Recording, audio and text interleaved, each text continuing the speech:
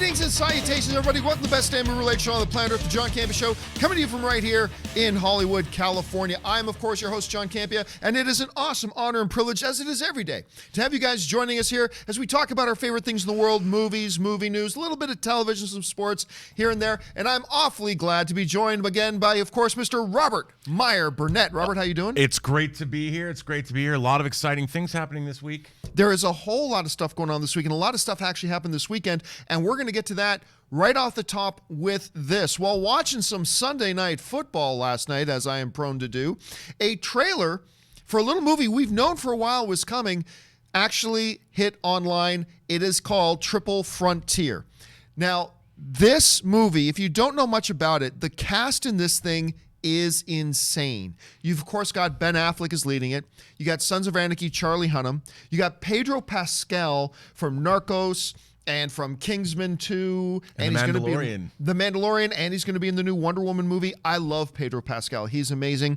You've got Oscar Isaac from Star Wars. You got Garrett Hedlund, I think is the way you pronounce it. Wasn't he the kid in Tron? Yes, Tron Legacy. He was the kid in the new Tron Legacy. Yeah. So if you don't know much about this particular movie, in a lot of movies, there's always, a lot of times you see the villains, they're ex-military guys who got tired of the system treating them bad, and they're usually the bad guys.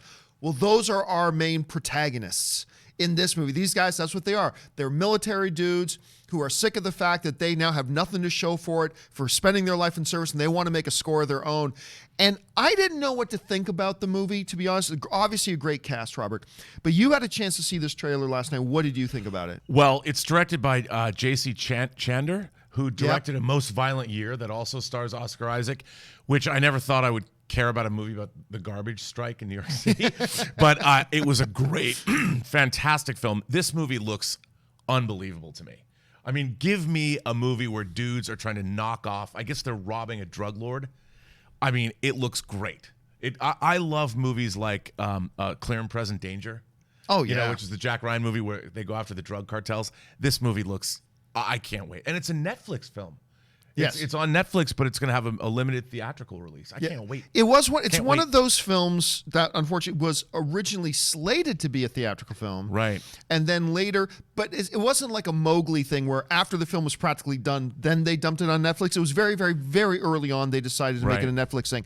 Whether that's a good or a bad thing, I mean, but the star power in this for a Netflix film, we're getting used to seeing Netflix films that have like a Chris Pine in it or a Emma Stone in it or something like that. But to have a Pedro Pascal, Ben Affleck, Charlie Hunnam, Oscar Isaac, unbelievable. This seems like something you'd want to put out theatrically, and you'd think this is a movie that could make money.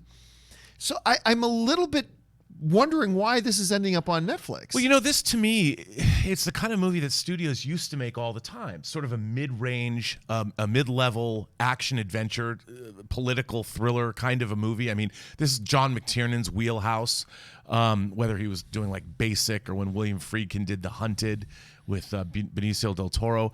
They just don't make movies like this at the studio level anymore, so they don't want to market these movies. And I think Netflix is the perfect place to take this. I mean, you know, I watched the Kurt Russell Christmas movie on Netflix. Did you? I never did get around. What was it? Christmas Chronicles, the Christmas right? Chronicles. Yes. I loved it.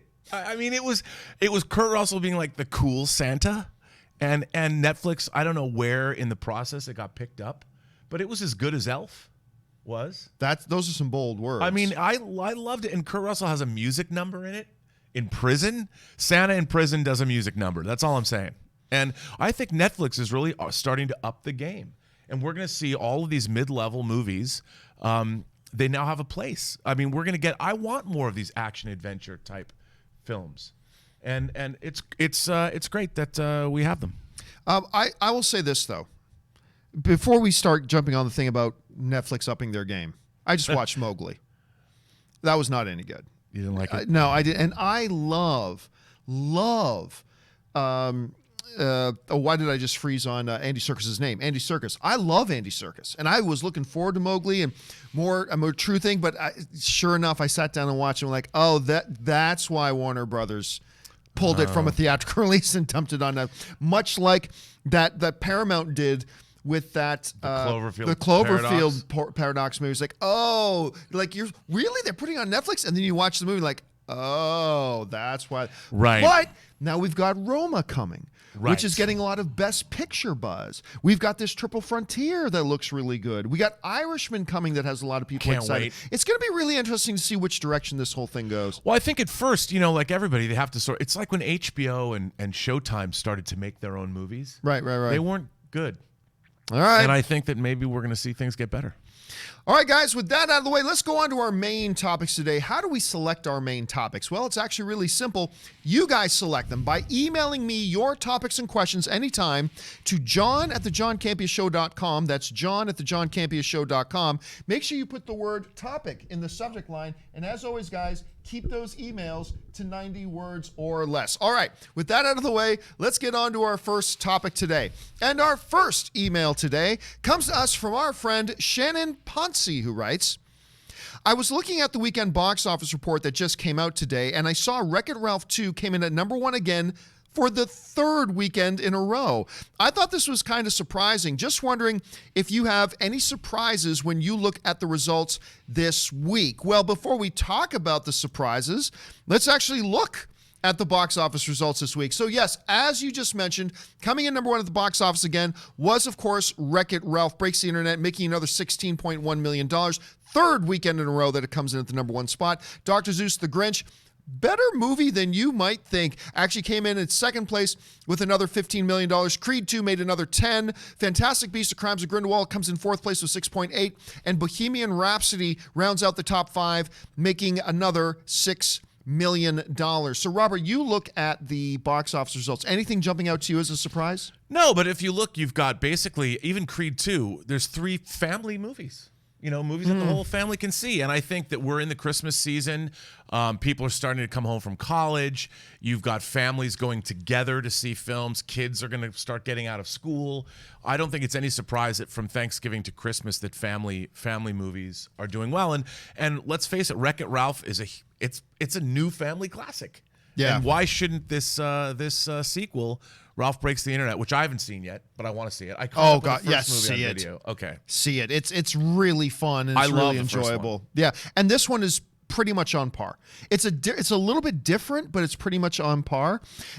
When it comes to surprises, though, Wreck-It Ralph coming in number 1 at the box office again, no surprise. No, it's no surprise because nothing else has opened in the last couple of weeks. Right. The only other significant thing that's opened this week, as a matter of fact, is you've got the re-release that they did of Schindler's List, which did, I think, $500,000 or something like that. The 25th anniversary. The 25th anniversary, put it out on 1,000 screens. I love Schindler's List, but I can never watch the movie again. I mean, it's just one of those movies to me that I love it, adore it. It's amazing, and I just cannot watch it again. It's just one of those heavy things. I'll tell you what some of the things that do surprise me are, though. We knew Robin Hood didn't look any good. We know Robin Hood isn't very good. But in its just third week of release, it's already down to number 8 at the box office. It's a movie that cost $100 million to make. It's now sitting at $65 million, and that's pretty much it. It ain't going to hit 70, folks. This has got to be in the running for maybe the biggest money loser of the year, because you're talking about the $100 million production. Now you're talking another $30 million probably for marketing.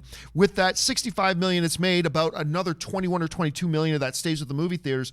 So you're looking at maybe close to $100 million loss for this movie.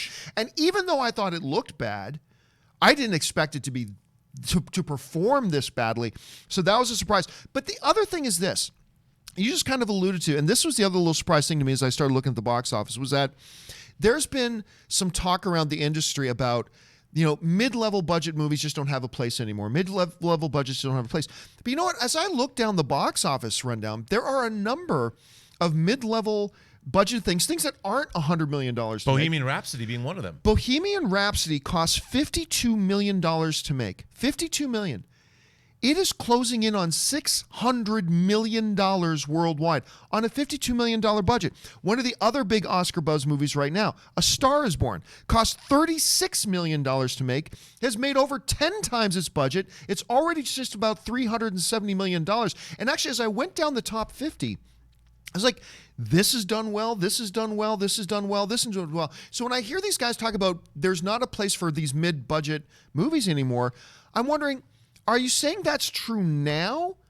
Because that doesn't look like that's true. Or are you predicting that's what's going to come in the future? All I know is the movies are better when we have a healthy slate of mid-level budget movies. I agree with you. I mean, Creed 2 is also not a bank-breaking film either. Right. And it all comes down to a great story, well told. That's what Stephen King said. A good story, well told. And that's true of movies. And the fact is, how can you sustain a business model where every movie costs $200 million? And you have to make $600 million at the box office just to break even and turn profit. That you can't build a business on that. No, I mean, you make a $55 million movie like a Bohemian Rhapsody and it makes $600 million? Yeah. That's a great business model. But even if you make it for $50 million and you make $275. Right. That's a big win. That's a big win. That's where the bread and butter of the movie industry has been and kind of needs to be. If it does just all go blockbuster, blockbuster, blockbuster, then it becomes a problem. But right now, it does look like there's some pretty good balance. Right. And what's interesting is it counterbalances what Disney's doing. They're Yes. making these giant, big family entertainments, or they're making these gigantic Marvel and Star Wars blockbusters.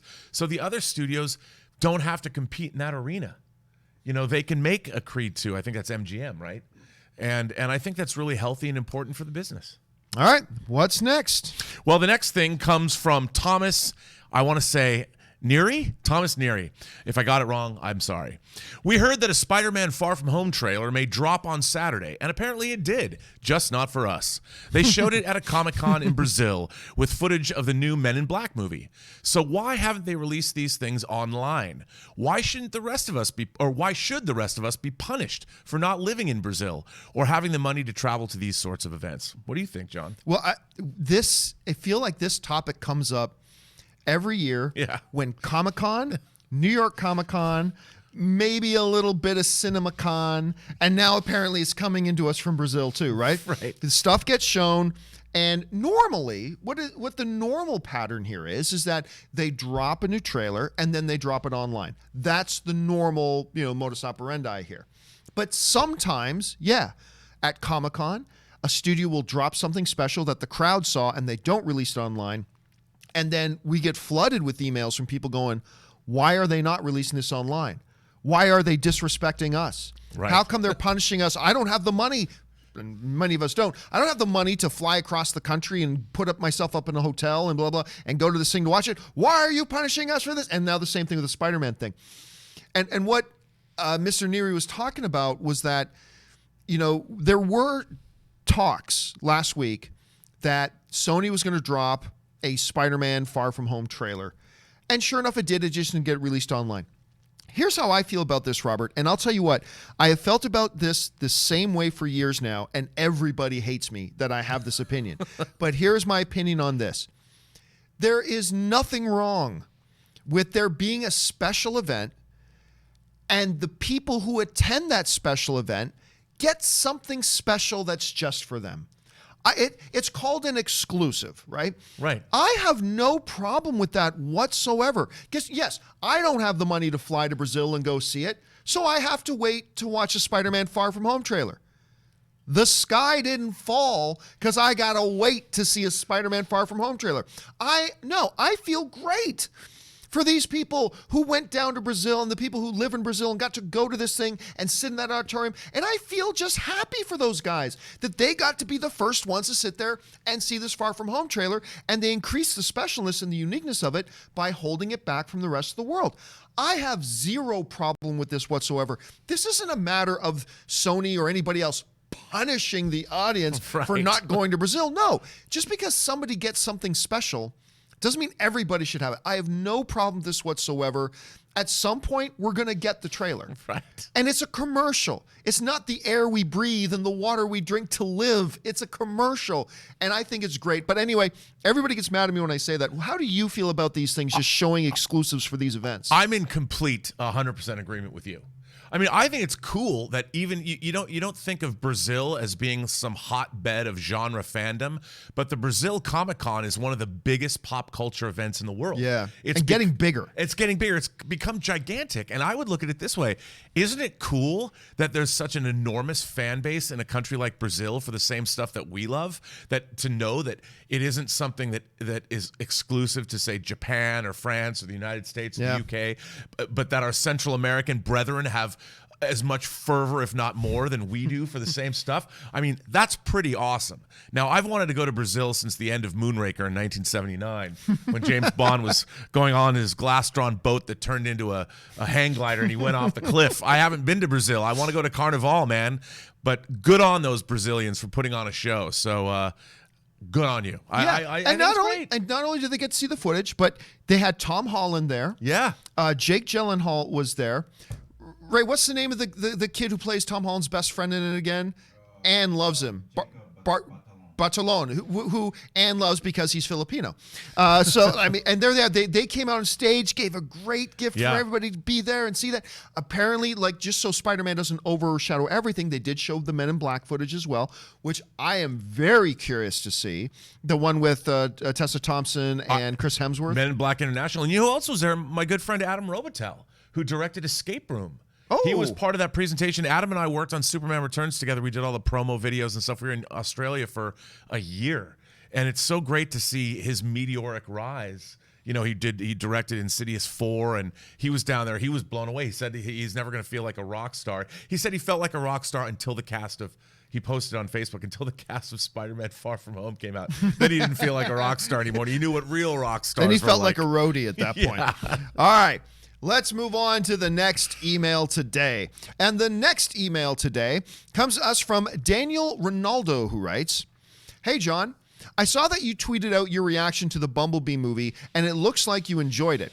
I'm hearing other positive things about the movie from other people, too. Is this finally the Transformers movie we've been waiting for?" Robert, I had a chance. When was it? 2 nights ago? I think? I had a chance to go see Bumblebee 2 nights ago. I had some extra tickets. I invited you to come, but you had to back out. I had to go to a Christmas dinner that I forgot all about. Okay. An early Christmas dinner, but it was great. My girlfriend made her special lamb. Ooh. And she does this every year, and I forgot it was this weekend, so I didn't get to see Bumblebee. But we are going to go see Aquaman after the show. Dude, and God love you. So as soon as this show is done, doing the Lord's work for me today. So as soon as today's show's done, Robert and I are going to finally go see Aquaman. So we'll talk about that tomorrow, I'm sure. But I went to go see Bumblebee. Lots of positive buzz about it. Went in, horrible. Just awful. I'm kidding. This movie's great. My heart skipped a beat just now. I was getting excited because I thought that, the trailers didn't, really get me going. The last trailer did when we started to see the G1 figures and stuff like that. So I go into the movie and not really knowing what to expect. There's some positive things, but hey, anything's going to feel good after the last 4 Transformers movies, so maybe everybody's just overreacting. I will tell you what, guys. This is the Bumblebee movie we have been waiting for. This is the Transformers movie that we have been waiting for. Now, I am a fan of Michael Bay's first Transformers film. I'm a big fan of that film. Me too. But I've decided this is better. This is the best Transformers movie we've ever had, which isn't saying a lot, I understand.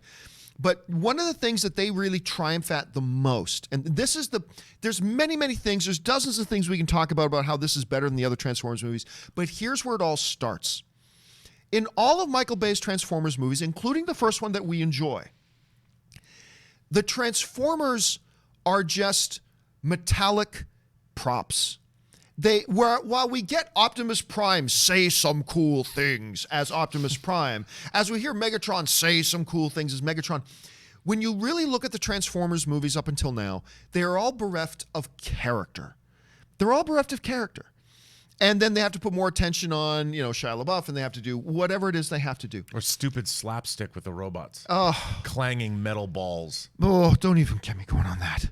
Robot testicles, ladies and gentlemen. Bumblebee, they breathe life into this character. He's a character. He's not just a title prop who transforms and does cool. He's a character. He's a living, breathing personality, depth to his character. character in the movie. And guess what? When we were watching the original Transformers films, we would always complain, you got to show more of the Transformers, you got to show more of the Transformers. Guess what? That wasn't the problem. The problem was, it wasn't that they showed too much Shia LaBeouf, because guess what? This movie's got a lot of Haley Steinfeld in it. Right. But when the robots have personality and character, then it doesn't feel like it's out of balance. Right. Now, these scenes, like I was one of the people too that's like, you want to put Haley Steinfeld in it, that's fine. Just don't have her on screen a lot. I like her, but keep the focus on the Transformers. They don't do that. There is a lot of Haley Steinfeld, but guess what? It's okay because Bumblebee has character. The Decepticons, by the way, the Decepticons are triple changers. The triple changers have character. And when you do that, it's great. The action is wonderful. The humor is great. You know how when we talked about Spider-Man Homecoming, we talk about how the fact that, man, it's got that 80s style John Hughes kind of feel to it. Travis Knight, I heard him talking about this, who directed this film, Bumblebee, said, you know, that 80s, that's when I watched the Transformers. And so this movie feels like Spider-Man Homecoming, like a John Hughes comedy in many ways. The comedy is light and fun and engaging. The characters work. The Transformers are awesome.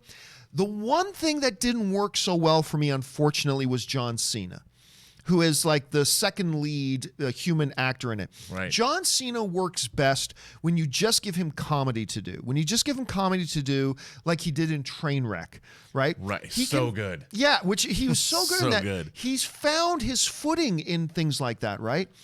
When he's trying to do things, and he does some funny things in this movie too, but when he's trying to just be serious, it comes across as The Rock before he developed any of his acting talent.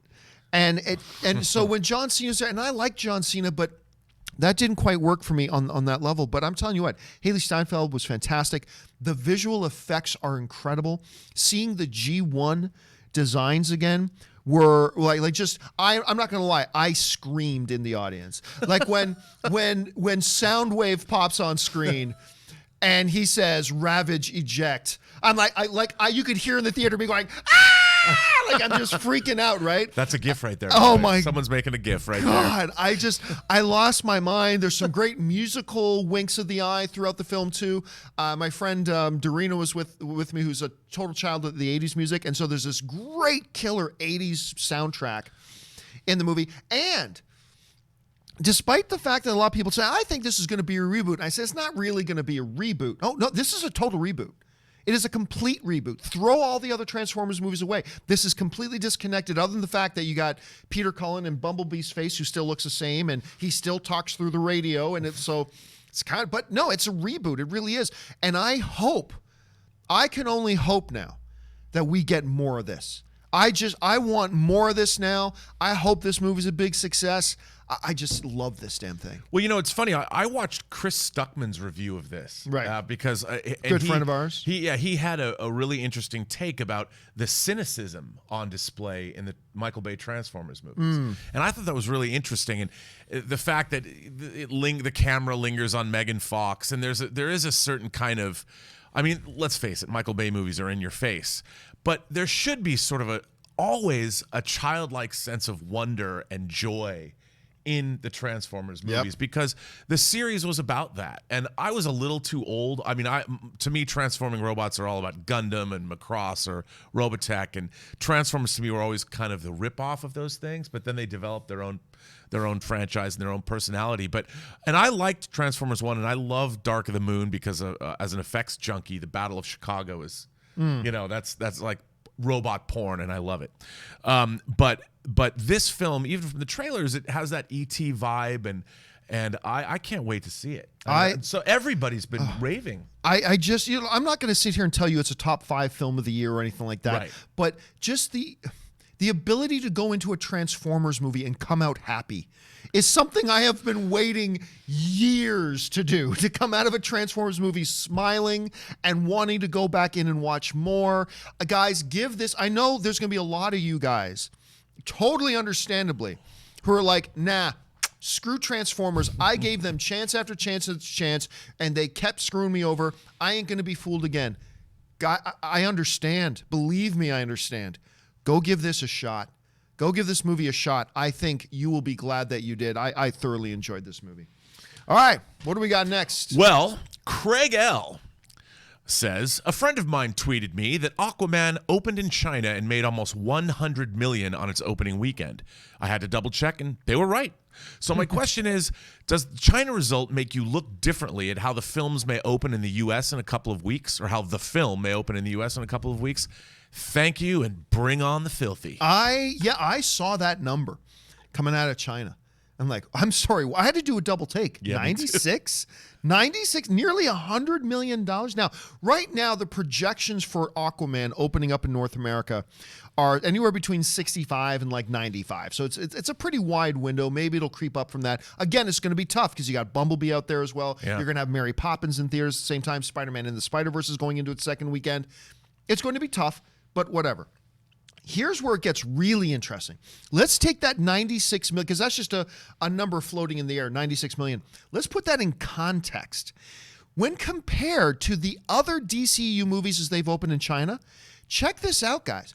Wonder Woman opened to $37.6 million. Batman versus Superman opened the largest at $55.7 million. Justice League opened to 50, and then all of a sudden, let's play that Sesame Street game. One of these things is not like the other. Aquaman comes out, almost doubling the other results with a $93.6 million. As a matter of fact, to also put it in context, Aquaman, in its first 3 days of release, at $93.6 million, made more money in its opening weekend than Wonder Woman did in its entire theatrical run in China. There is something about Aquaman that has appealed to the Chinese audience. I'm pretty sure a director by the name of James Wan might have something to do with that, an Aussie Malaysian director who is just awesome at it, but the positive word of mouth has happened too. This is stunning. When you put it in, $93.6 million sounds impressive anyway. When you put it in context, though, and you look at it beside the other results, that is phenomenal. Now, getting to the question they was asking, though, does this make us look differently at maybe how it may open in North America? I'm not sure about that. First of all, you see these numbers. What's your reaction, and how, if any, effect do you think it's going to have on the North American release? I think that people are woefully underestimating this film. I honestly think that the industry is still, in a way, making fun of this movie because of Entourage. I honestly believe that. I mean, everyone's like, yeah, Jason Momoa is doing his bro version of Aquaman. I saw a clip. I think he was on Jimmy Kimmel. I saw a clip of them on a boat, and they're attacked by these creatures. There had been nothing in the trailers of this scene. It was awesome. I mean, you could see Juan's horror background coming out. The effects were unbelievable. The peril was great. And I'm like, I was just watching this clip, and I hadn't seen anything of this clip before, and I was just giddy. I watched it like 3 times. I showed my girlfriend, like, you gotta watch this. I think this movie is going to be monumentally fun for audiences. I think people don't even know how much fun it's going to be. They're still thinking about it as a comic book movie as opposed to an epic fantasy action adventure romp, and I think that once that is out there and people realize how fun the movie probably is, I mean, we'll know today that it's going to do probably a lot more business than people think. Yeah, a lot of people have been asking me, what do you think the chances are that Vinny Chase actor Adrian Grenier, that he actually does a cameo in the film? I don't know that he does, but oh my, that would be pretty perfect. Okay, but you're saying woefully underestimating what you think what it's going to do at the box office. Let's materialize that.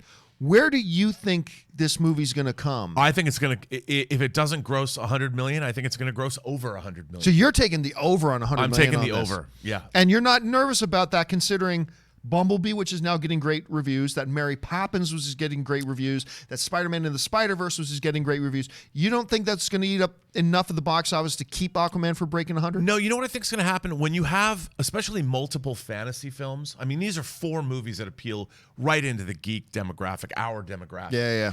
And what it does is it makes you salivate. It's like, this is the cocaine of movies this week. I mean, I'm going to be hoovering that like fatty rails off, in Wolf of Wall Street, that kind of thing. That's what I'm going to be doing. And it's going to, you go to the movies and you have a great time. You want to go again and you want more. Give me more. Please, sir, may I have another? Yeah, I mean, and that is, I mean, look, when everything's good, we've talked about that for a while. When I've been saying for a long time that Warner Brothers, to some degree, Warner Brothers and Disney cheer for each other's movies because if people go to a comic book movie and they love it, they're more likely to come back for the next comic book movie, whether it's got the Warner Brothers or DC label on it. And I think we've seen that play out from time to time. That doesn't guarantee big box office success, but I think you're right. If we get into the holiday season, if people go and love something, they may want to go back to the movies again next weekend or in a few days. And maybe that'll be the case. We will have to find out. Plus, everyone's out of school. Kids are home. Well, that's why they're putting all these movies out because like this is the biggest movie-going week of the year. It's still a lot of fish in that pond, though. It is true, but hey, family double feature time. Well, we'll see what happens. All right. Pay for parking once. Let's move on to the final email of the day.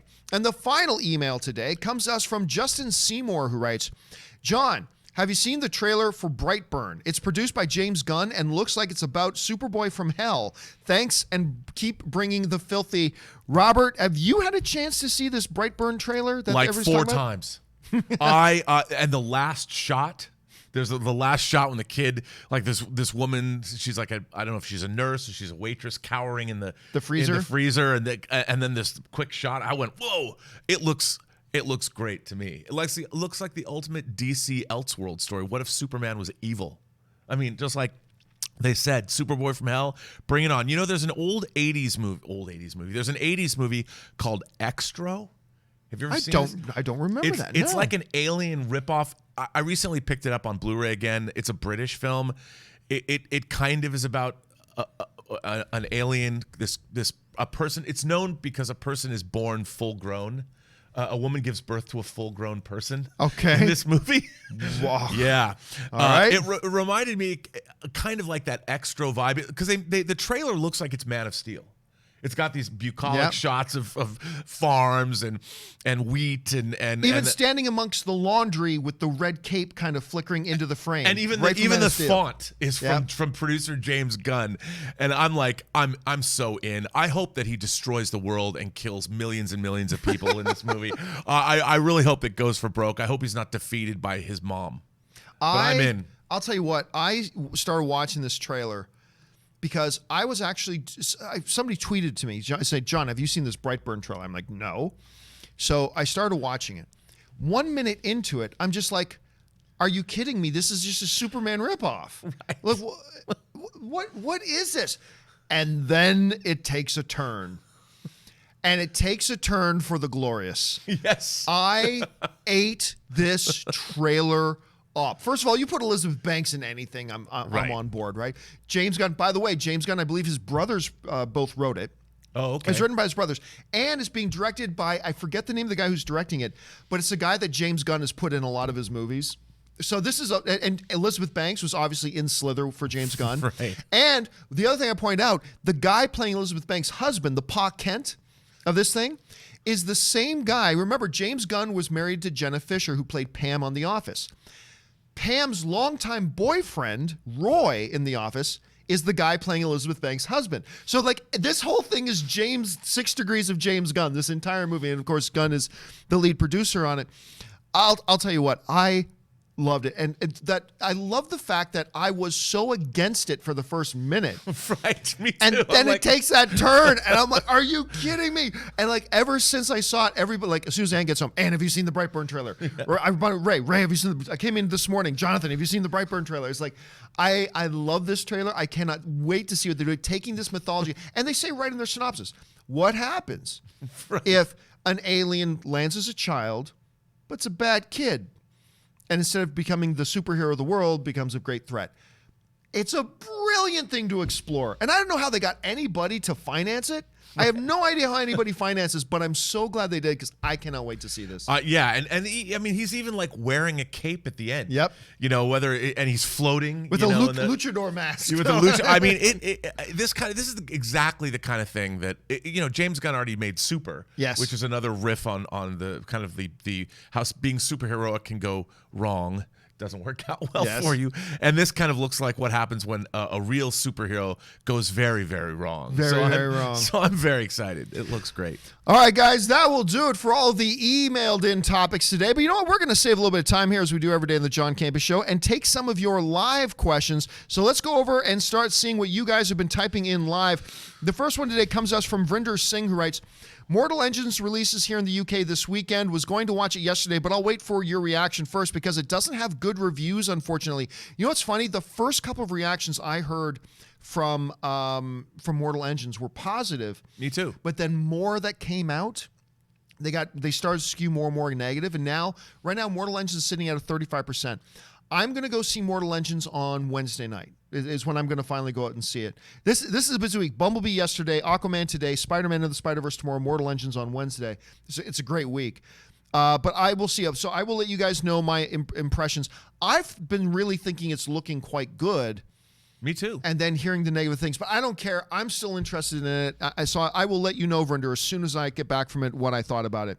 All right. Patrick Conway writes, saw Hiroyuki Sanada is one of the guys Hawkeye kills. Well, first of all, you don't know that that's one of the guys Hawkeye kills. That's just because he's an Asian-looking potential mobster. That does not necessarily mean that's the guy he kills. So right. Just keep that in mind. Rohit writes, watches Brightburn. So we don't get a Man of Steel 2, but we get a Superboy Prime. Fine, I'll take what I can get. Yeah, and again, you know, it's funny. Ray asked me this morning after watching the Brightburn trailer, how can they do that? Because I believe this is Sony. Right. But legally, how can you do this? The only thing I can think of is that it might fall under parody. Yeah, I mean, I think that it probably does. Look, there's no law saying you can't have an alien turning bad. That's true. You know, I mean, and I think it is the same way that Deadpool parodies things. I'm still curious about how Once Upon a Deadpool, did they have to buy the rights to Princess Bride, or how did they do that? But yes, I would think it would fall under parody because everyone knows, wink, wink, nudge, nudge. Yeah. They get it. This is clearly Superman. Yeah. All right, Jared's Reviews writes, hey, John, just wanted to say you inspire me each day I watch. I have decided to start my own YouTube channel, reviewing movies, trying to be good. Well, good for you. Look, we've got this online community. We need more voices. And you don't have to do it as a living. You don't have to have 200 views per video. It's okay if you get like a dozen views a video. I think the movie online community needs more voices. And I want to encourage people all the time to start up your own YouTube channels and all that kind of stuff. That's why I put out tutorials on how to get this kind of stuff going. So good on you, Jared. I'm glad that you're doing it, and good luck in doing it as well. Just do it for fun. Make sure you're enjoying yourself. Spencer Main writes, the Heisman Trophy winner is being slammed for saying offensive things when he was 15. But who didn't say those things when they were 15? Look, you and I talked about the whole Kevin Hart thing the other day. I mean, who among us, if you go start digging through our history and our past, at some point we didn't say or do the wrong thing or some stupid thing. Yeah, I completely agree with that. There were some things that I didn't even know what they were, and I used words that would be offensive. Yeah. Kids would say them without a real understanding of what that really is. And Yeah. Look, our culture is getting way, way out of control with this kind of thing. I mean, people, you have to be able to say offensive things at some point in your life so you can later realize that they were offensive. And Yeah. you learn. That's how you learn. You shouldn't be pilloried for something you said when you're 15. Yeah, but it is where we're at right now. I couldn't kiss a girl when I was 15 yet. I learned, though. I didn't until I was like 25, so I don't know what you're talking about. All right, Spencer Main writes. Oh, no, sorry. Sam Neal writes, have you ever been to Tampa, Florida? No. The only time I've ever been to Florida was when I went to Star Wars Celebration in Orlando. Fell in love with that city, by the way. I fell in love with that city when I was there, but I've never been to Tampa. Spencer Main writes, your Marvel produced by Fox. It's like if the Beatles were produced by Nickelback. It's music, but it sucks. One of the great things coming out. By the way, did you see the new spot that starts with that? Yes. And it's like, and then Deadpool, who is Canadian, running through all the accomplishments of Nickelback. Yeah, it was precious. That was great. It was great. I can't wait to see that. And by the way, one of the funniest lines of the year. I think about that line all the time and just laugh. It's the rest, music, but it's so. I mean, the fact that they can openly make fun of all of this is glorious. Yeah, I love it. Jared's Reviews follows up. He goes, a voice in the online movie community. I have also decided that after the holidays, I will become a Patreon supporter. Oh, thank you so much, Jared. As well, thank you, John, for inspiring me to voice my own opinion, even if it's unpopular. Those are the opinions we need more of. We need. Look, lots of us can agree on everything, but what makes film fandom interesting is when we disagree on things. So never be afraid, as long as it's your real opinion. Don't fake. Never fake an opposite opinion. Only if it's real. But if it's your real opinion and it's different from the crowd, express it. That's exactly what you need to do. Vrinder Singh follows up. Do you think we'll ever get a Star Trek series like The Next Generation again, where it's mostly standalone episodes without long story arcs? Don't get me wrong, I like DS9, Voyager, and Discovery, but I miss the TNG format. Well, it just so happens that I happen to have one of the world's foremost experts on Star Trek sitting beside me. Rob, are we ever going to get a series like that? Like, what about this new Picard series? Could that be something like that? Well, I read, interestingly enough, the Picard series is getting a California tax credit, I read this morning, which means they're actually going to be filming it back here in California, which is great for the industry. I mean, I bring Star Trek back to California. I would hope so. I think one of the strengths of Star Trek was that it was inherently essentially an anthology show. Yeah, it was. Where you had ongoing characters, and then each episode you got a new story. You could get sometimes a comedic story. You could get a very moving, emotional story. You could get an action-adventure story. And I miss that. I miss that kind of story diversity that the Star Trek shows had, especially TNG. And it's really held up well. I mean, TNG does kind of look like it came out of the 50s in a way. Yeah, some ways. But I do miss that. I hope one day, look, with CBS All Access making an animated Star Trek series, a comedic animated Star Trek series, the Picard series, Discovery is continuing on. I think we will get a Star Trek series that is going to go back to the roots of what Star Trek used to be, only because ultimately that's for creators, that's something that's very fertile ground to tell those kinds of different stories. And I think we'll see more of that in the future. At least I hope so. All right, Sam Neill's writing, who are you going for? John Bones Jones or Gustafsson? A rematch of one of the greatest light heavyweight fights of all time. I'm clearly going for Gustafsson. I used to love John Bones Jones, but coke up, cheat, use steroids, do drunken hit and run with cocaine in your car of pregnant women and run away. This guy, I mean, he's blown it. To me, he's blown it. I love cheering against John Bones Jones. Make no mistake, he's one of the greatest hand-to-hand combat artists this planet has ever seen. But he's also just not a very good person, and so I like Goof. I'm going to be going for Goof in that one. Chris Warden writes, John, your Pats blew it yesterday. What happened? Yeah, we were talking about this. We were talking about this on open mic yesterday. You know what? It was funny because it was the Patriots are up by 5 with 14 seconds left, and the Miami had the ball in their own 30. So I tuned out. They can't throw it. The game's no, they can't throw, and so I tuned out. And then I turn around and look at my phone. It's like Miami wins. I'm like, what are you talking about, Miami wins? And then I saw the play. I said this yesterday. I will say it again today. It was great drama. Yes, my team lost. But you know what? It was great drama. You got to love seeing stuff like that's something that you wouldn't believe if somebody wrote it into a script.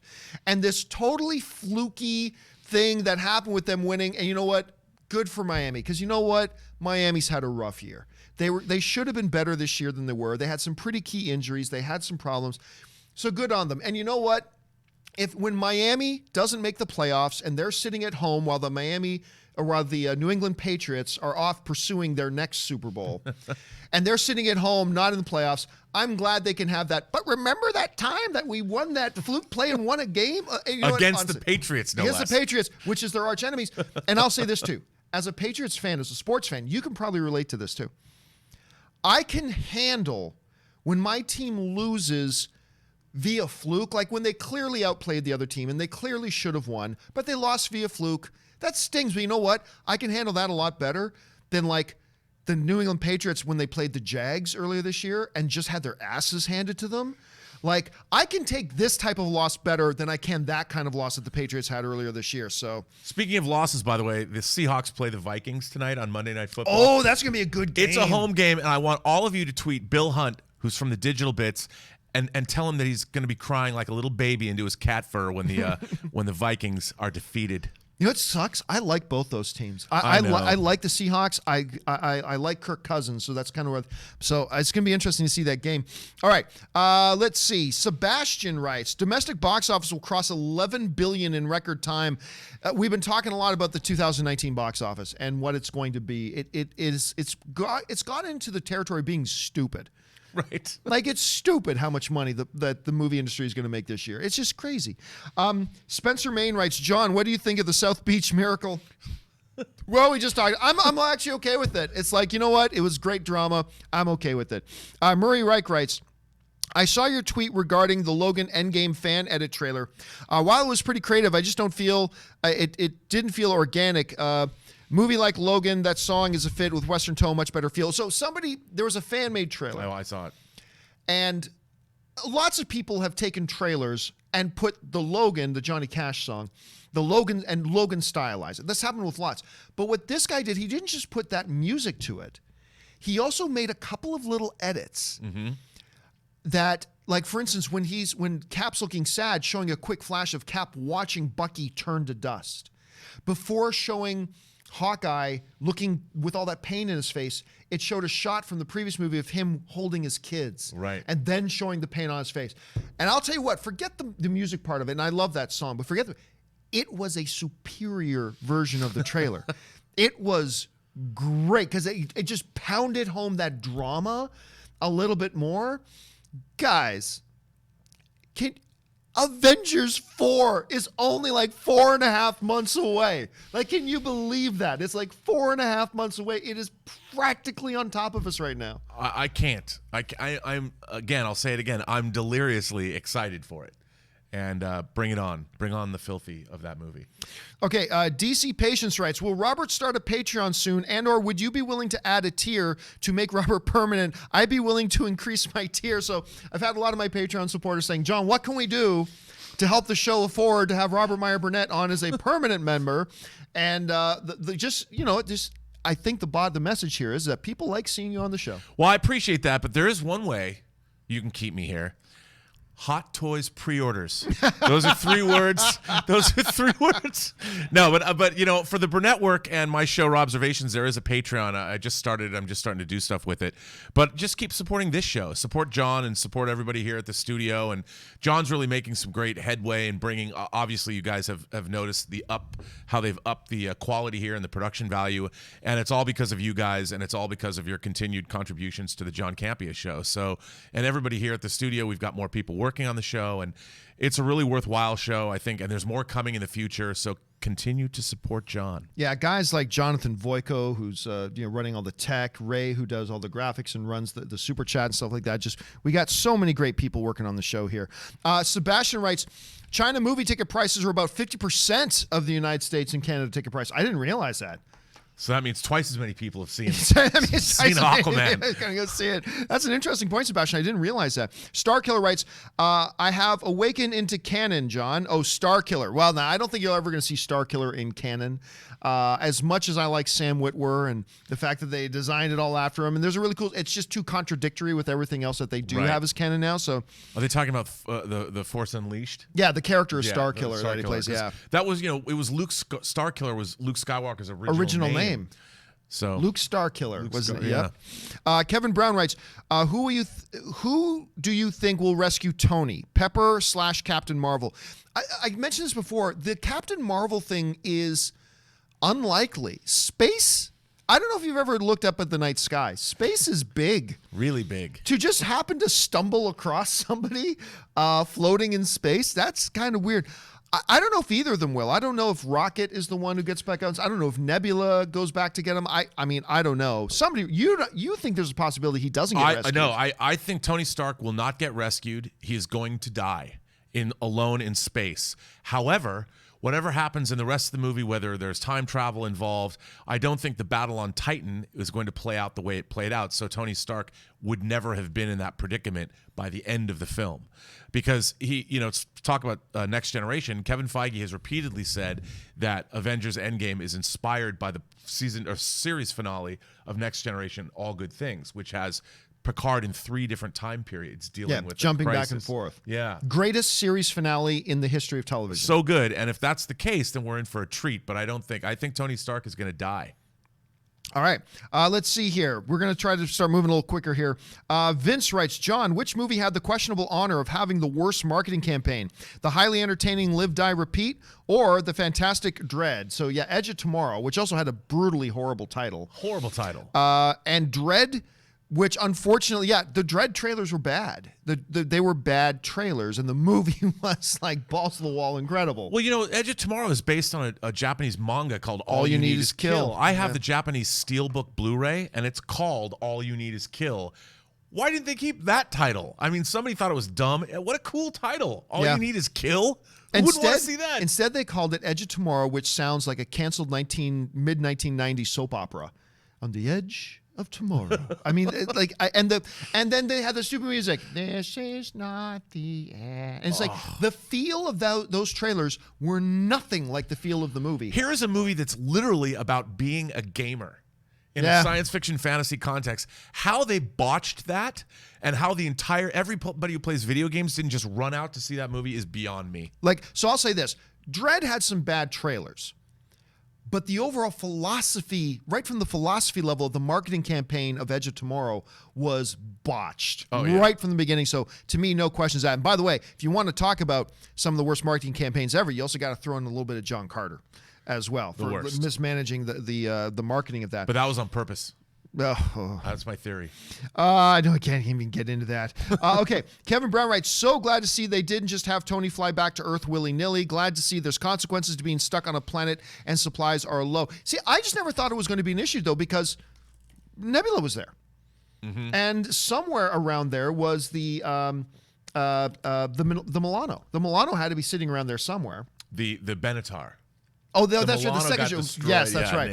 So the Benatar, forgive me, the Benatar was there. So I just assumed they were going to jump in the ship. So how Tony ends up in that particular predicament, I don't know, because that ship he's in is not the Benatar. And then some people said, well, John, Nebula's with him if you look in the trailer. I'm pretty positive Nebula is on the Guardian ship in those shots. Yeah. And Tony clearly is not on the Guardian ship in that shot. So I don't think so, but anything's possible. We'll have to find out. Ganem McIntyre writes, did you see Mowgli yet? If so, what are your thoughts? I did. I was disappointed. And it's really too bad because I am such an Andy Serkis fan. And I appreciated that they were going for grittier. I appreciated that they're going for a little bit more true to the original book. I appreciated all that. It just didn't execute. So I was disappointed with Mowgli. I didn't think it was all that good. But you know what? Whatever. Steven Spielberg made a bad film. So I'll just sit back now and wait for Andy Serkis' next directorial effort.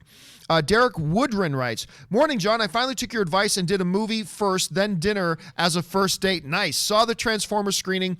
It really does seem to be the better way to go. Thanks as always. I don't know if you've ever heard me do this, Robert, but I am a relationship expert. I didn't know if you knew that. Well, I've seen your wife, so clearly you are. I am a relationship expert. And you often heard the thing, some of you may have heard me talk about this before, but some people say like, man, you can't do a movie as a first date. You can't do a movie as a first date. And what I have said is, no, you absolutely can. Here's where the people make the mistake.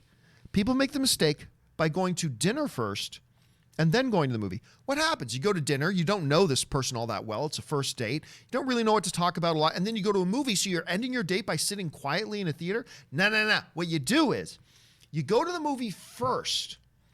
You watch the movie together, you laugh together, you have some jump scares together, whatever. Then you come out of the movie, then you go to dinner, and now, if nothing else, you have a shared experience you just had together that you can start by talking things about. You can start talking about the movie. It's your shared experience. It's the way to go. I have enjoyed great success in my long and illustrious, I was always so lonely, my long and illustrious dating career doing that. And I'm glad to hear, Derek, that you took my advice.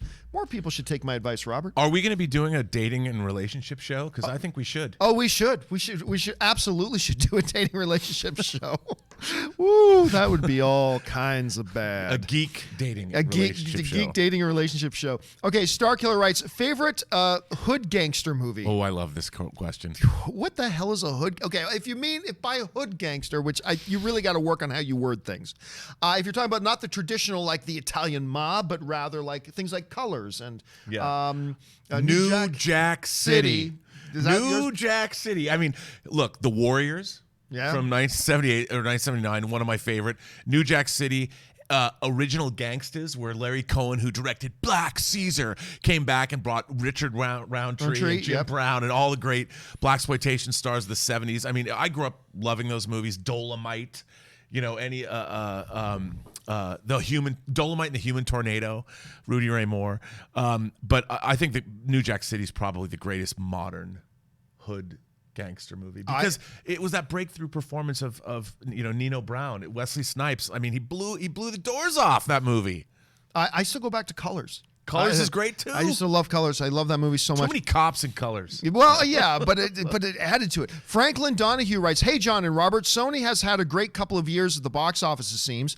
But if you could only pick one sequel for them to make, would you rather see Venom 2 or Jumanji 3? I still don't call it Jumanji 3. Jumanji was kind of a reimagining, even though they had a little connection there. I don't consider Jumanji 2, but wow. Look, talk about pleasant surprises. That Jumanji movie, Welcome to the Jungle, was delightful. I love when I get to use that word. It was delightful. It really was. It was so fun. And unexpectedly so. Yes. I got to say right now, though, if you said today I could go see a new Jumanji movie or Venom 2, I'm probably going to go see Venom 2. I don't know.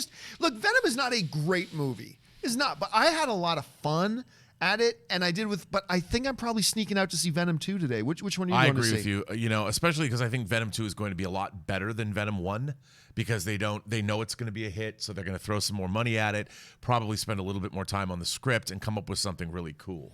Batch 220 writes, respect the back. I don't know what that means, but I will today respect the back. I'm not sure how or why, but Kevin Brown writes, if it wasn't for the leaked set pics, I would have bet a lot of money after seeing that trailer that Tony never makes it back to Earth for Avengers 4.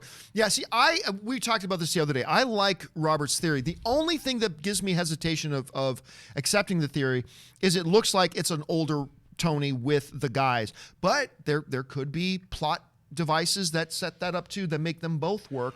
Well, I think there's going to be a scene, if there's time travel involved, there's going to be a scene, the relationship between Doctor Strange and Tony that's set up at the beginning of Infinity War is great. How you're a douchebag, whatever, I think we're going to get a replay of that scene where Doctor Strange goes back in time somehow and meets Tony Stark, a younger Stark, for the first time and has to convince him, and it's going to be either the reverse or he's going to be fighting the fact that Tony just doesn't like him very much. First, they have to bring Doctor Strange back from the dead. Right. And then Doctor Strange has to... True. There's a lot of hoops we have to jump through here. If Doctor Strange really is dead. If he is dead, but it kind of looked dead. But he's magic. He's all kinds of magic. Very, very magic. Like Cyrus in the Warriors. Where are we at? Kevin Asish writes, hey, John, greetings from India. Greetings, Kevin. Where do you think Superman in the DCU has gone wrong? It didn't work for everybody. And what would you do to make it work if you were given a chance for Man of Steel 2? Well, Kevin, that's the question. Why people didn't respond to Man of Steel the way I did and some other people did is a question I've been asking for years. I mean, I don't know if I knew the answer to that question. What could you have done with Man of Steel to make it so everybody liked it? I simply don't know. Man of Steel to me is a masterpiece of the genre. Mm-hmm. It's not a masterpiece like on the Godfather level. It's a masterpiece of the genre, though. To me, it is a top 10 comic book movie, and to me, by far the most underrated comic book movie of all time, followed closely by the original Thor by Kenneth Branagh. I adore that. It's seriously, Kevin, man, if I could answer that question, what would I do if I was doing Man of Steel 2? Just a lot of the same. I love the character. I love Henry Cavill as Superman. But yeah, again, why didn't more people like it? That befuddles me to this day. I have no idea. It's also a great science fiction first contact story. Yeah. About Yeah. Earth dealing with aliens for the very first time. I loved it. Kevin Brown writes, I envision a scenario where Tony is stuck in space, and that is the last time we see him until a future movie where he finally makes it back heroically. I mean, that is one way to do it, because some people speculated Robert Downey Jr. is not done. He's just going to take a break for like 3 or 4 years, and then just miraculously Tony comes back in like 7 or 8 movies down the line. That would be one way to do it. Yeah. He just disappears into space. But that's not going to happen. No. I mean, look, we need Iron Man's triumphant return if for no other reason than to get new armor that I can buy a hot toy of. All right. Bats 220 follows up and says, been a while since I watched, John. I watched season 2 of Stranger Things finally. Can we just give some love for David Harbour and his amazing list? He is, look, one of the unfortunate things about how good those kids in Stranger Things are is that David Harbour gets overlooked for how good he has been in that series. He's so good in that show. He's been really good. And that's what happens. Like, I was talking the other day about Dallas Buyers Club. The drawback to Jared Leto and his Oscar-winning performance and Matthew McConaughey and his Oscar-winning performance is the fact that my girl, Jennifer Garner, who was also amazing in that movie, she just gets completely overlooked, and that's one of the drawbacks, and that has been one of the drawbacks of Stranger Things. So I'm with you, Bats. David Harbour's great. Did you see the trailer for Stranger Things 3 that dropped I have yesterday? not. No, I didn't watch it. It's just titles of the episodes. Oh, but really? There's one that's interesting. An episode title's like The Bite. And then the other, The Mall, like the Battle of the Mall is where it ends. I'm so in. It takes place in 1985. I can't wait. Can't wait. Sebastian writes, I'm tired of channels nitpicking Endgame trailer. Well, Sebastian, here's the thing.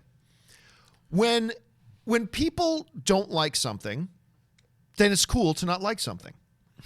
When people do like something, if somebody else says they don't, then we say, you're nitpicking. Oh, if I don't like something, that's not nitpicking. But if somebody's not liking something I like, then that's nitpicking. Look, I hate this 10-10-10 culture we're in right now, where everything's either 10 out of 10 or 0 out of 10. And I cannot even begin to tell you. Like, I don't know how many times I repeated to you, I like this trailer. It's good for a first trailer. Yes. I like this. Can't wait for this movie. I just don't think it's a spectacular trailer. You have no idea how many tweets I got from people saying, why did you hate the Avengers 4 trailer? Yeah, I saw that. I was perplexed and bewildered. I'm like, what? And it's like, and I also get frustrated when people like, when somebody doesn't like something, it's cool, it's fine. That's not nitpicking. That's just not liking it. If somebody else points out negative things about something that you like, then that's nitpicking. Look, no, you can't say you're tired of people. You want people to talk about these things. We're talking about the things that we like and we don't like. Look, I don't care whether you're somebody that likes The Last Jedi or not. When I talk about The Last Jedi, I'm going to tell you that I like the film, but I'm also going to tell you the things I don't like about the film. Sure. That's not nitpicking. That's just being, hey, these are the things that are good. Here's the things that are bad. Overall, I liked it, blah, blah, blah. So deal with it. I mean, yeah, to me, I think of it as life is like pizza. In my mind, I can't wait to see where we're going with this. Even when pizza isn't very good, it's still pizza, and you still eat it. And it's still like, I would rather be having pizza than not having pizza. So there's a whole spectrum of pizza that some of it's great, some of it isn't. But pizza in general is just pretty good. All right, Harris writes, so excited for Sonic. Grew up with the games and anime. Just before we started the show, actually, a Sonic the Hedgehog poster dropped for the upcoming movie. Nothing special. It's a dark, it's really more of a silhouette of anything else. Darkly shaded thing.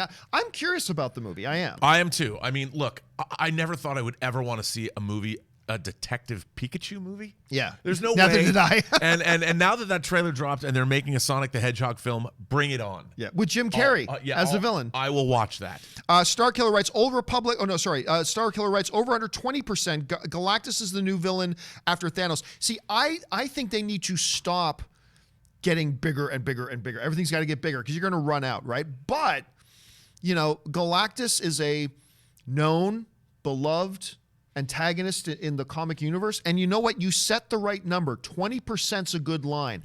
I will still take the under 20% that Galactus is the next big antagonist, but not by a lot. I think 20% was a good line, but I will take the under. Over under 20% that Galactus is the new villain in the MCU. I think maybe over, because we're dealing with the Eternals, the Celestials now. We're moving in that direction. Of course, they don't own Galactus yet. No. It's the Fox deal is not all that stuff. It's not completed. It's not till probably summer 2019. But nobody wants to see. I think Avengers Endgame should end with Galactus on the way to Earth, but they should set him up first. All right. Let's see. Starkiller then follows up with Old Republic cinematics greater than The Last Jedi. Nah, not at all. Even if you don't like The Last Jedi, you're blowing that out of proportion if you think the Old Republic cinematics, which I love the Old Republic cinematics, but they're little. It's easy to make little clips feel really cool. Right. Yeah. Right. Totally there's no characters. Yeah. Stories. They're just cool cinematics. However, great game. I love. I love Old Republic. Love that game. Played a lot. Spent a lot of hours playing that game. Yep. Gabriel Reed writes, the Endgame trailer wasn't the best in the world, but it's exactly what we needed to see for a first trailer. See, I'm pretty much there. That's exactly what I was saying. I think it's good for a first trailer. I think it delivered what it wanted to do. I think there were probably little things they could have done to improve it, but it's a good first trailer. I just didn't think, look, some people reacting like it was like the greatest thing ever and losing their minds. Like, to me, that's Avengers Infinity War trailer 2. Right. That is a trailer that makes you go, whoa, blah, whoa, and freak out about, right? The Avengers people sitting down looking sad trailer, it was a good first trailer for this movie. It was in context. It was good. They accomplished exactly what they want to do. Thumbs up from me. I'm just not losing my mind over it. I mean, that's the only thing. Well, I would say that what was the intent? Like, the intent was not to blow everyone away. It was like teeing up a golf ball. Yeah. It's reminding everybody that what has been lost and what needs to be won. And, over 300 million people watched that trailer in the first 48 hours. So I'd say it did its job really well. And from what they intended to do, they knocked it out of the park or out of the planet or out of the universe, I would say. Right. I often give this gymnastics illustration, right? A lot of times in gymnastics, follow me here, guys. Follow me. They'll say, like, you get scored on several things. How well you execute the moves you do, but also the difficulty of what you try to do. Here's how I would put this. The first trailer, as are many first trailers, the first trailer for Avengers 4, its gymnastics routine was, all it wanted to do was to do a somersault.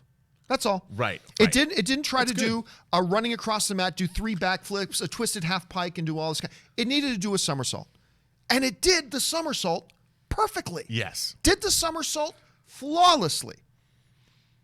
But it was a first trailer. It was a somersault. So that's all I'm saying. That's all I'm saying. Plus, they didn't want to give anything away. And they accomplished that. They showed us a lot without showing us a lot. And they gave away nothing, which is what I love. I mean, except showing Scott Lang coming back.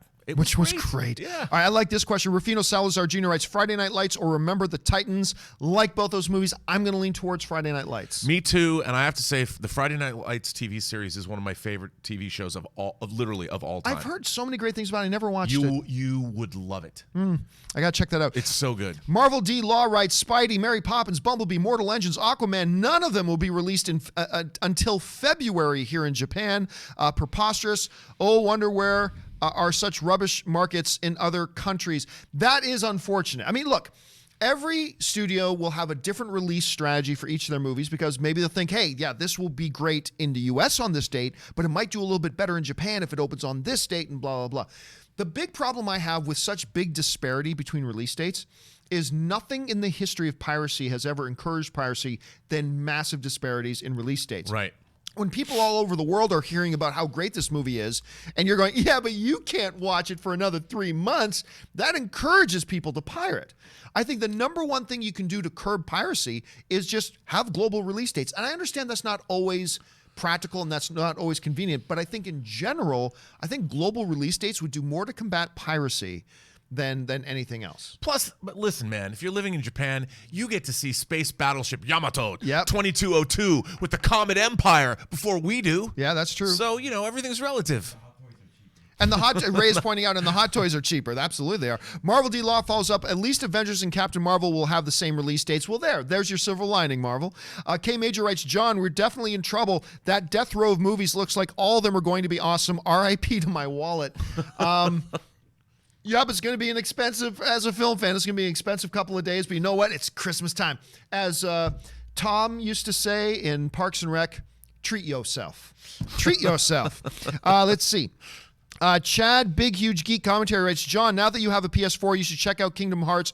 Also, Green Book is currently my pick for Best Picture. Green Book, by the way, won the National Board of Review's pick for Best Picture. It's going to be a big front runner. Of course, Roma is still to come out. I think BlacKkKlansman needs to get some consideration. There's a few other really big ones out there as well. But yeah, Kingdom Hearts, not high on my list. The next one I got to get is, after I get through Spider-Man, I got to get God of War, which just won Game of the Year. Right. So I got to get God of War. Maybe after that, I'll look at something like Kingdom Hearts or something. Oh, no, then I got to get through Red Dead Redemption 2, which I already have. I just haven't played it yet. Dan Ketchum writes, thinking Aquaman might be the first DCEU billion-dollar film. I don't see that. I can't see that being possible. I don't know, man. I mean, it's different than any other movie in the DCEU, in that it's a balls-out fantasy, big action adventure, transport you to a new realm. I think it's going to be probably the highest grossing DCEU movie. It's Batman v Superman. Batman v Superman, $860 million, something like that. Aquaman's good if it delivers. It's got a lot of things. It's got a lot of hurdles it's got to get over to get there, though. It's true. Lee Mallinson writes, can you recommend a movie trivia board game for Christmas? Oh man, I've seen a couple of them, but I can't remember the name. I don't own any of them, so I don't either. See, now I feel bad. There's a question I can't answer. I'm sorry. Sorry about that, David. But guys in the chat board, if you know of a good board game you can get, let Lee know in the chat board. Let him know. David Goldstein writes, thoughts on Elseworlds so far? They started last night. I was playing Dungeons and Dragons last night, so I don't know. Plus, I watch all my shows a day or two later on Hulu. Me too. So I have not started watching it yet. I'm going to watch the first episode later today. David Goldstein follows up. How interested would you be in an Arrowverse hot toy? Oh, very. Very. I'd be very interested in the Arrowverse. Like Oliver. Bring them on. Yeah, I want them all. Especially, I'd love a Batwoman hot toy. She looks great. I wasn't that big on the look at first, but it's grown on me. Oh, it looks right out of I just love that. I've always loved that costume, the flowing red hair. If they had real rooted hair, it'd be great. Okay, we just got a couple minutes left here. Chad writes, no favorite or Anna in the Apocalypse. Oh, no favorite or Anna in the Apocalypse showing near me. Yeah, sometimes these films that don't get the big major releases, that means there's some people in some markets that just don't get to see them right away. That's too bad. I'm dying to see Anna in the Apocalypse. Yeah. I mean, a zombie musical, a zombie apocalypse musical. Bring it on. I can't wait. Guitar Dude 513 writes, Aquaman for sure could have maximized money domestically by moving dates, but seems likely they will maximize it overseas. I mean, clearly look at the results in China, right? We'll see what it does. Then we'll see what it does in the North American office. I do at the end of the day. Look, I've said for a long time, I think Aquaman is going to do quite well. It's just that no matter how well it does, I think it would have done better had it moved dates, but we'll find out. We'll find out here pretty quick. Brian Paz writes, not that I think they should, but the Academy never apologized for blackface nominations for RDJ. Isn't that a double standard with the Kevin Hart thing?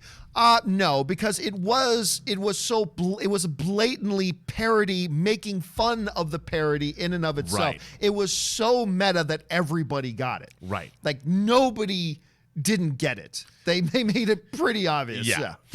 So I don't think there's any problem there. RA's Reviews writes, I saw Bumblebee on Saturday as well. Such a sweet movie, comedy with the parents, and the boyfriend was forced. Film's a big win because of the Smiths' love. I liked the kid. I did. I liked the love Steinfeld's love interest. I did, and I liked the parents too.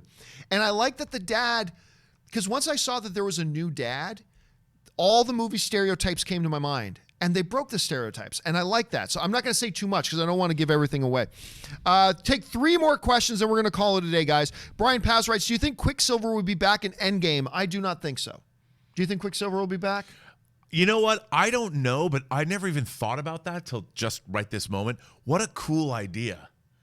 I mean, he got the short shrift. Yeah. And it's Aaron Taylor Johnson played Quicksilver. Great hot toy, by the way. I would love to see that come back. I mean, imagine the moment with Scarlet Witch, seeing him again. If they do that, it could be great. I would say, God, no. God, no. You know why? Because the one big problem, as much as I love the MCU and everything Marvel, the one big problem I've always have, it is the fake death franchise. Yeah. Fake death, the only one they have ever actually killed and really kept him dead was Quicksilver. And now you're going to go back on that one too? I keep at least one death real. I can't disagree with you there. Stubble McShave writes, Rob, since John didn't know anything about the Cobra anime, what would you think about a live action of that IP? You know, it's a cool character. I haven't seen a lot of Cobra. I think I've seen one. Is it maybe a compilation movie? I think, yeah, why not? I mean, you know, the Japanese are making more and more anime into live action, with varying degrees of success. So why not? Sure. Let's see. I want to see Vampire Hunter D though. If I could see anything, tell me about Vampire Hunter D. Vampire Hunter D is this incredible sort of dark fantasy, post-apocalyptic vampire anime. You know, the world is basically destroyed. It's almost like a vampire western, a sci-fi vampire western. It's awesome. It's from the 80s. Check it out. All right, next one up comes to us from, this will be our final question of the day, guys. This one comes to us from Steve Young, Hall of Fame quarterback. I'm glad you watched, Steve. Hi, John. Were you a collector of the G1 Transformers vehicles? I was back in the early 80s. Didn't have many, but Jazz was my favorite, the Porsche rally car. Have a fantastic Christmas. I will tell you what. First of all, I did have Jazz. I had them all. I had them all. And here's the thing. Remember when I was saying I didn't because a girl that was like 25? Not far off because I did things like this. I would, for you guys who may not remember, when the original G1 Transformers were being sold, they came in these boxes. There was a box with a back lid on it, right? And you had this animated, this drawn caricature of the character, then clear plastic to see the toy inside. Then on the back, they had power bars that showed their leadership was like 0 to 10, their firepower 0 to 10, strength 0 to 10, speed 0 to 10. Well, I had these power bars. What I used to do, I would buy the Transformers, then I would cut out the caricature on the front, and then take the back and paste them on my bedroom wall. So I had the character with their power bar there and their description. And my entire bedroom wall was covered. I didn't have a lot of women in my bedroom. I didn't have a lot of women in my bedroom, but my entire wall was covered with Transformers and their power bar stats and all the toys. Did you make your own power bar stats that you could like hand out to other people? So especially girls could be like, "Oh, your power bar stats are just in my wheelhouse." I will neither confirm nor deny I may have made power bar stats for myself and my different friends and where I saw them. I may or may not have done that. Anyway. All right, guys, listen. From everybody else, PGML, The Maz, Starkiller, Nate Shanks, Eric Saw, all the way down, do not worry. Your questions, we're going to take these questions and we're going to answer them in an upcoming companion video that we have on my channel. So do not worry if you sent in a question, it will be answered in a video. We've just run out of time for today, but we will get around to your question. That will do it for today's installment of the John Campea Show, guys. Thanks so much for joining us. I'm really excited the show's over because it means Rob and I get to go have lunch, then go see Aquaman, which I'm really pumped about. Don't forget, we will be back again tomorrow morning, 9 a.m. Pacific Standard Time, to talk about all of our favorite things in the world of movies and movie news. I'm so glad you guys could be here, and I'm also really honored that the producer of Agent Cody Banks is here as well, Mr. Robert Meyer Burnett. Robert, thanks for being here. Thank you. Co-producer, but I am the only single card credited person in the main titles of that movie. I didn't know that. I negotiate. There's like 13 producers. Madonna shares a credit for a producer. But you got a standalone I got a screen. standalone screen credit. It's blazoned across the screen. I'm the only one. Remember, kids, you don't get what you deserve. You get what you negotiate. It's an important lesson. You can find me on Twitter at BurnettRM. Find me on Instagram at RMBurnett, or subscribe to my channel, The Burnett Work, and watch my show, Robservations, of which the next episode is going to drop this week, along with a side story about a restaurant in Seattle called, well, I won't say. You'll have to tune in and find out. You guys can simply find me on Twitter as well, simply at John Campea. And you can watch my upcoming interesting episodes about a kid who grew up with Transformers toys and cut out their pictures and hung them on their walls. That'll do it for us for today, guys. Thanks a lot for joining us. My name is John Campea, and until the next video, bye-bye.